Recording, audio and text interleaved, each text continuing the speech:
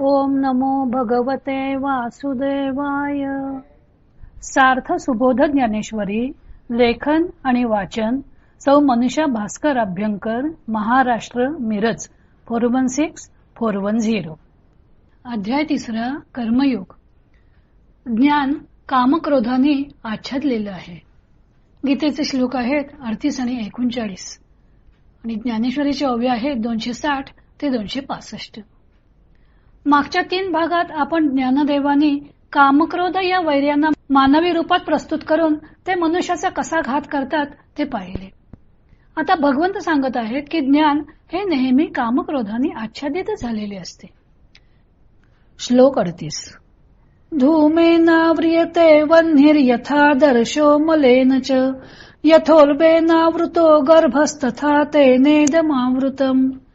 ज्याप्रमाणे धुराने अग्नी, मळाने आरसा व गर्भवेष्टनाने गर्भ आच्छादलेला असतो, त्याप्रमाणे याने म्हणजे कामाने हे सर्व आच्छादलेले आहे. श्लोक 39.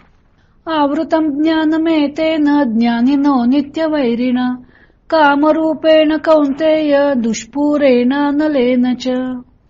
ज्याची पूर्तता होणे कठीण आहे असा ज्ञानी पुरुषाचा नित्यवैरी जो कामरूपी अग्नी, त्याने हे अर्जुना ज्ञान आच्छादलेले आहे. जैसी चंदनाची मुळी गिवसोनी घेपे व्याळी, ना तरी उलबाची खोळी गर्भस्थासी. जसे चंदनाच्या मुळीला साप वेढे घालून बसतात किंवा पोटात असणाऱ्या गर्भाला वेष्टनाची गवसणी असते, का प्रभावीण भानू धुमे वीण हुताशनू, जैसा दर्पण मळहीनू कहीची नसे. अथवा प्रकाशा वाचून सूर्य, धुरा वाचून अग्नी किंवा मळाशिवाय आरसा केव्हाच नसतो. तैसे इही वीण ऐकले आम्ही ज्ञान नाही देखिले, जैसे कोंडे निपा गुंतले बीज निपजे. तसे या कामक्रोधांशिवाय एकटे असलेले ज्ञान आमच्या नजरेला आले नाही, ज्याप्रमाणे बी कोंड्यासकट उत्पन्न होते. तैसे ज्ञान जरी शुद्ध परीही असे प्ररुद्ध, म्हणून ते अगाध होऊन ठेवले. तसे ज्ञान स्वभावतः निर्लेप आहे, परंतु ते या कामक्रोधांकडून पूर्ण आच्छादलेले असते, म्हणून ते मिळण्यास कठीण झाले आहे. आधी याते जिणावे मग ते ज्ञान पावावे, तव पराभवो न संभवे रागद्वेषा. अगोदर यांना जिंकावे आणि मग ज्ञानाची प्राप्ती करून घ्यावी, परंतु या कामक्रोधांचा तर पराभव होऊ शकत नाही. याते साधावया लागी जे जळ आणि जे अंगी, ते इंधन असे आगी सावावो होय. उलट यांचा नाश करण्याकरता जेवढे सामर्थ्य अंगात आणावे, तेवढे अग्नीला ज्याप्रमाणे सरपण, त्याप्रमाणे यांनाच उलट सहाय्य करणारे होते. कामाच्या द्वारा ज्ञान कसे झाकून गेलेले असते ते भगवंतांनी 38व्या श्लोकात 3 दृष्टांतांनी स्पष्ट केलेले आहे. धुराने अग्नी झाकलेला असतो, आरसा मळाने झाकलेला असतो आणि गर्भाच्या खोलीने गर्भस्थ शिशु आच्छादलेला असतो. ही तिन्ही आवरणे आहेत ती क्रमाक्रमाने अधिक गडद झालेली आहेत. या तीनही प्रकारच्या आवरणांमध्ये वस्तूचे स्वरूप जसे आहे तसे दिसत नाही. त्याचप्रमाणे ज्ञानावर सुद्धा कामना 3 प्रकारच्या असल्यामुळे 3 प्रकारचे आवरण आहेत: सात्विक, राजस व तामस. अग्नी धुराने झाकलेला असतो, त्यामुळे मूलतः प्रकाश स्वरूप तेजस्वी असलेला अग्नी तेजोहीन झालेला दिसतो. पण हे आवरण अतिशय विरळ असतं. थोडा वारा सुटला की धूर नाहीसा होतो व अग्नीची ज्योत पुन्हा आपल्या तेजाने प्रकट होते. त्याप्रमाणे सात्विक कामना सुद्धा ज्ञानावर आच्छादन घालते, पण हिचे ज्ञानावरचे आवरण अतिशय विरळ असते. सात्विक कामना असल्या तरी मनुष्याची विवेक शक्ती कार्यरत असते. थोड्याशा प्रयत्नाने हे आवरण दूर करता येतं. आरशावर धूळ साठली की त्याचा चकचकीत पृष्ठभाग मलिन होतो व तो प्रतिबिंब दाखवू शकत नाही.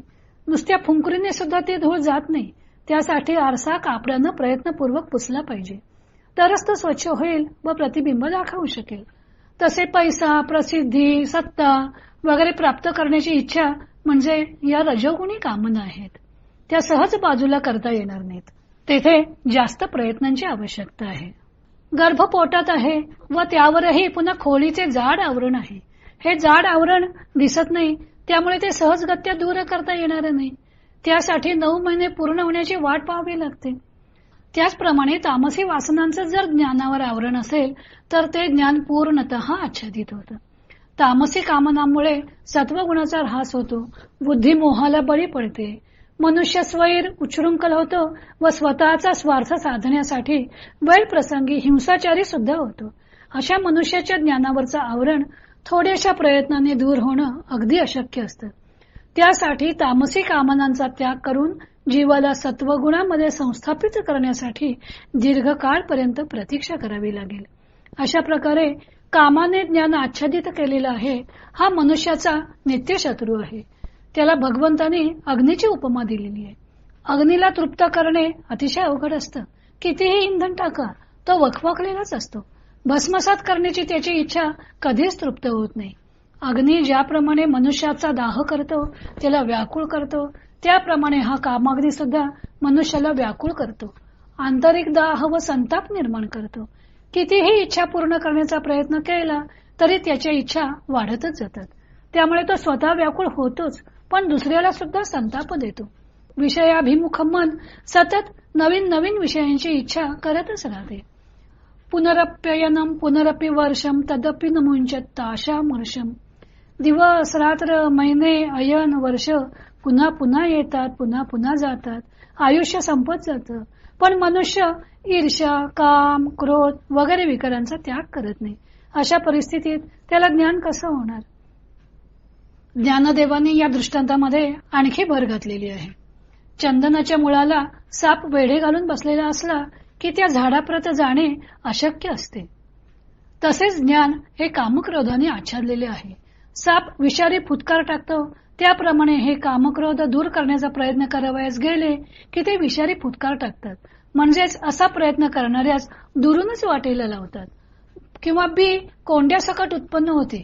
वरचा कोंडा दूर केल्याशिवाय निव्वळ बी दृष्टीस पडणार नाही. तसेच हे कामक्रोध जीवाबरोबर उत्पन्न झालेले आहेत. ते कामक्रोध दूर केल्याशिवाय ज्ञान प्रस्फुटित होणार नाही. तेव्हा ज्ञानाची प्राप्ती करायची असेल तर प्रथम या कामक्रोधांना जिंकावं लागेल. श्लोकातील दुष्पुरेना नलेनच या पदांचा आधार घेऊन ज्ञानदेवांनी कामक्रोधांना जिंकणे कसे कठीण आहे ते स्पष्ट केले आहे. ते का कठीण आहे ते ज्ञानदेव सांगतात की कामक्रोधांना जिंकण्यासाठी जेवढे प्रयत्न करावेत ते सर्व अग्नीला सरपण सहाय्यकारी व्हावे त्याप्रमाणे या कामक्रोधांना सहाय्यकारी होतात. जे जे प्रयत्न करावेत ते यांच्या विरोधात काम न करता ते त्यांनाच मदत करतात. सरपण घातले की अग्नी अधिक प्रज्वलित होतो, तसे हे सरपणासारखे ठरतात. या कामक्रोधांवर जय मिळवण्याचा एक उपाय आहे, तो भगवंत पुढे सांगणार आहेत. तो भाग आपण उद्याला बघूया.